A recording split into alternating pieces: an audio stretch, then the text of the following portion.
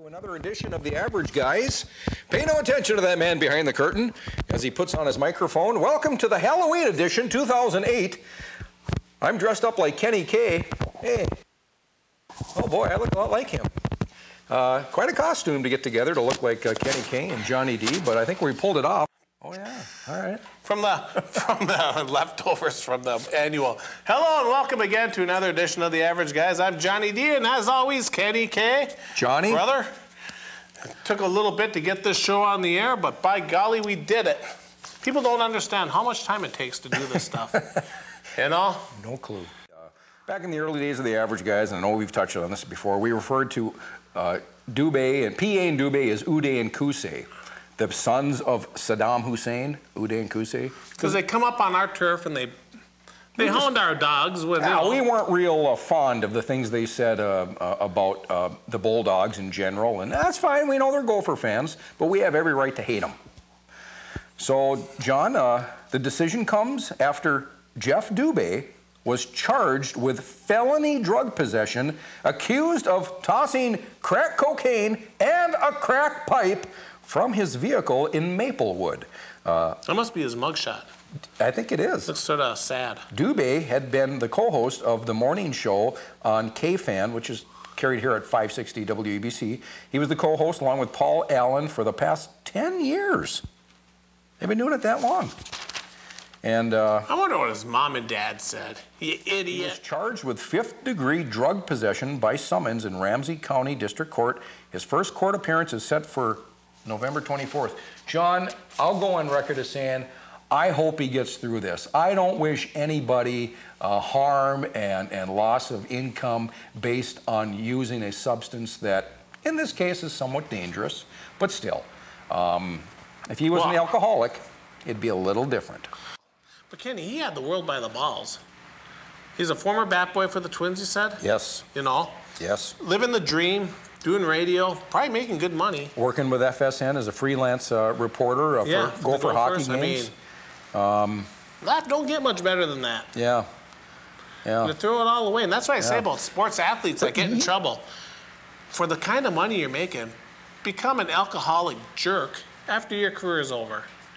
But to see like Larry Johnson, they charge him for spitting a drink in a woman's face, being drunk. Yeah. Seeing Bryant McKinney, who doesn't look good at all this year, being a could have drove away and left the scene. Instead, he gets out of his car and goes back and gets arrested. Gets arrested. You know, I mean, it's just called being dumb and stupid. John, you made a comment about Dubay being a crack whore. Yeah, and you made some comment about. Again, he was a bat boy with the Twins back in the 80s, I believe when they won the World Series in '87, he was there. But you made the comment about, I wonder what twin got him on crack. And that started to click with me. I wonder when he got into this stuff. Well, I'm sure it was probably pure coke then. Kids, don't do crack. If I catch any of you hockey players or football players using crack, you know what I'm going to do? I'm going to take you and I'm going to let you have it. Kick your butt. So anyways, we covered that, but yeah, just threw a good career down the toilet. And yeah, let's hope he does get better though, Kenny. John, we're still trying to work out the details of the Average Guy Fan Appreciation Bash and Gala coming up this December. We'll keep you posted on that. And some other news that I thought was kind of neat was Elvis, the king of the dead. Did you hear this? Well, he is the wealthiest entertainer entertainer. Well, wealthiest dead entertainer. How much did he pull in? I know Charles Schultz brought in $33 million. $52 million, Elvis. Okay. Made more than some current superstars. This Thursday, October 30th. Thursday, October 30th is National Candy Corn Day. Johnny, more than 35 million pounds of candy corn will be produced this year. Candy corn is made primarily from sugar, corn syrup, and honey. You taste all three. There's no fat in candy corn. Candy corn was invented in the 1880s, and here's where I get to segue. Invented in the 1880s by the Philadelphia-based Wonderly Candy Company. Philadelphia, what a wonderful town. Home of the champions, Johnny. Yeah. Woo! The Phillies did it in 5 games at home. I wanted to see it get back to Tampa for a game, but, you know, hey, you got J.C. Romero. You got to give it up to the Phillies after they won. Joe Basinius. Alyssa was upset because she wanted Tampa Bay. Me and her watched a lot of it. That game went by quick last night. Who's the other catcher? Chris Cost. He's from I got an autograph Fargo. book from Adam Bursell. Hey, I'm just the catcher. I forgot to bring it in one of his baseball cards. And he wrote to John, J-O-H-N. He's from Fargo. And went to Concordia in Moorhead. Yeah. And then played he worked for the Fargo Moorhead Red Hawks. Worked for the team in the off season. So he was in Duluth during his days with Northern League. And Adam Bursell became friends with them. Wow. And he'd written a book about, being a lifeguard I'm in just Northern the League. catcher. Yeah, hey, I'm just the catcher.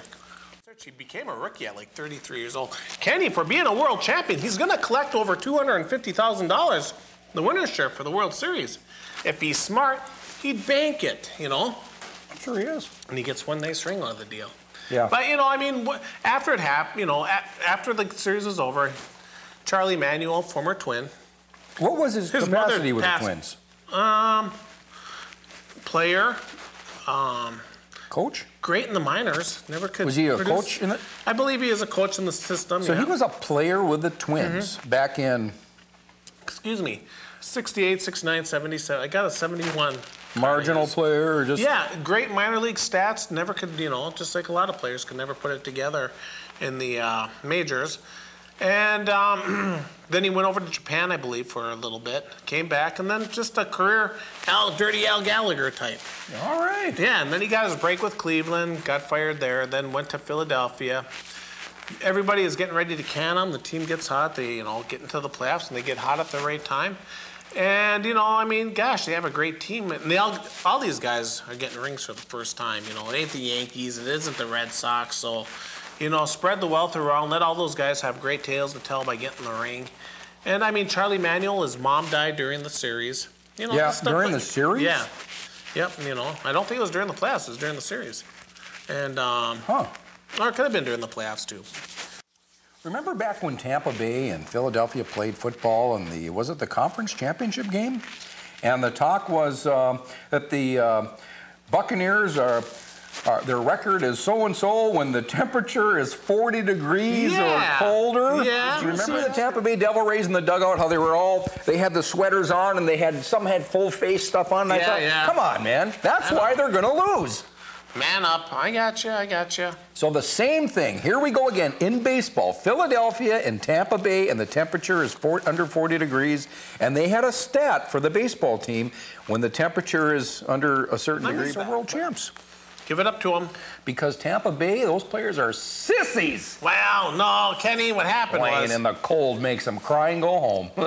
Tell you what, though, Longoria didn't hit. Exactly. Pena didn't hit. Until the final game. Until the final, it's just. But I'll tell you what, when Badali hit that home run to tie the game, I thought they're going to do this. Well, I was hoping. And I was going back between the Wild game and the Phillies game, and.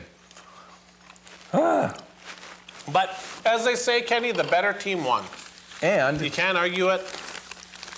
You just have to live it. In today's highly priced Duluth News Tribune, there's your headline: Wait over, Phillies win series. Ben Walker, Associated Press. John, the Minnesota Wild. I was down to the game Saturday, the 25th versus Columbus. 2-1, the Wild win. An overflow sellout crowd of 18,568. Pierre-Marc Bouchard, Owen Nolan, and then for Columbus, Klesla. And these were all first-time goal scorers for the season. Owen Nolan's goal gave him a goal in 47 different arenas, including Met Center. Back in 1991 with the Nordiques. Isn't that cool? Press conference beat writer Russo for the Star Tribune asked Jacques Lemaire, he goes, something to the effect of, boy, you all seem to make it interesting at the end. And Jacques says, hey, we're the Minnesota Wild. That's how we play.